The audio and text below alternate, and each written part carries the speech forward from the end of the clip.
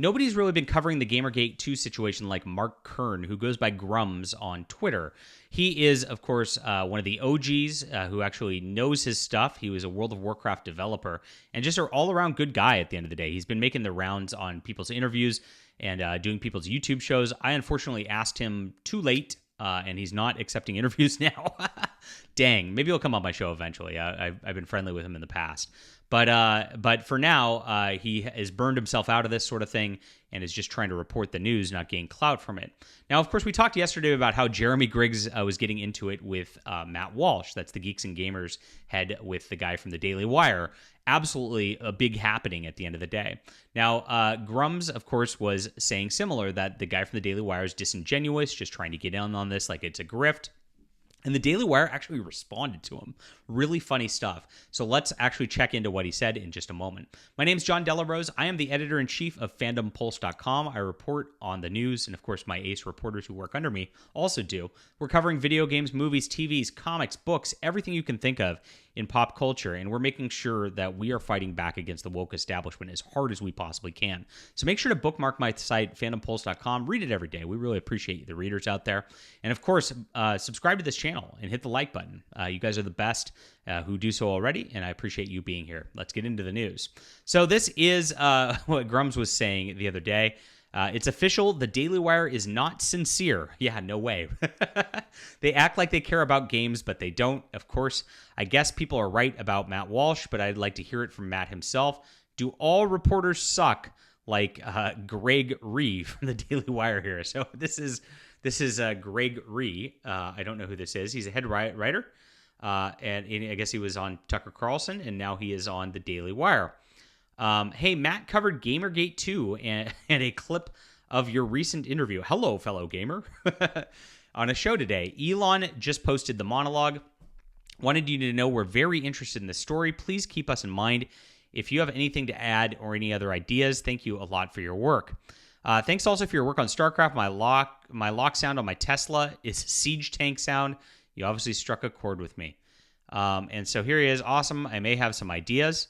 I see you want to wage a piss fight and said, so stupid. And this is just because Grummz commented on the video, which again, if you watch that video of Matt Walsh, he's clearly reading a script, has no idea what he's talking about when it comes to games. Just be honest. It's okay to be honest, journalists. We try to be at Fandom Pulse. Matt said what he wanted about games. I'm asking him to be open-minded. Now you're swearing at me. And that's exactly it. You wrote a snide comment, really stupid comment too. You didn't ask him to be open-minded. What a joke. So this is the Daily Wire going at Grummz, who's really the lead authority on this. And like, you'd think they'd try to be nice to him because he's on our side. He's a mostly conservative guy. He's of course very honest. He's very independent.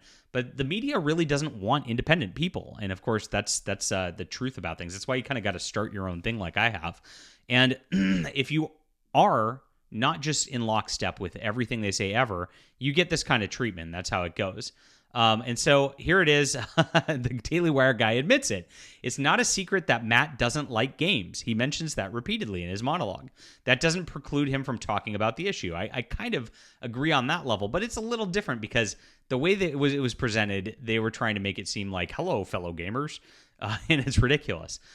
You suggested it did. This is obnoxious, counterproductive, and stupid, says the guy from the Daily Wire. And of course, Mark Kern says, this is not convincing me that the Daily Wire is not being opportunistic when you so easily jump to insulting me. And that's exactly what they did. And this is how they act. The media acts entitled. This is not something that just is Kotaku or PC Gamer or IGN or the group of like leftists in there too. There's like that conservative ink media, and it's kind of got the same sort of deal. Now, I get in trouble when I talk about this stuff too. And it's like, gosh, what can you do? I mean, it's like you can't just say, hey, we need to be better on our side. Otherwise, what? You just get this kind of treatment. You get yelled at, and here it is. All right, buddy, you're a victim here. Right, take care. Absolutely rude treatment of Grummz, and very sad that the Daily Wire, of course, is disingenuous, and it is counterproductive. It's really sad to watch this at the end of the day, but it is kind of something that is par for the course. Now, here it is. Jeremy from Geeks and Gamers, who of course got into it with Matt Walsh a little bit, shows that he got blocked by this Greg Reeve guy from the Daily Wire. Why? Like, I never understood this. When you're a journalist, and I'm a journalist, like, why would you block somebody? Like, I try not to block anybody who's like in these spaces, because like who are like names who I might want to report on and things like that, because I want them to show up in my timeline so I can get the real information.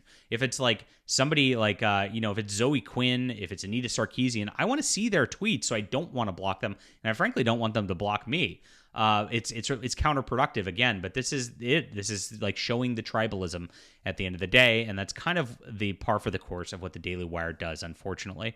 I hope they'll get better. I mean, I really do. I mean, they are one of the leading names out there in conservative news, and I of course, like, it'd be nice if like we could all have nice things and build something as a movement together. But it looks like that is wishful thinking.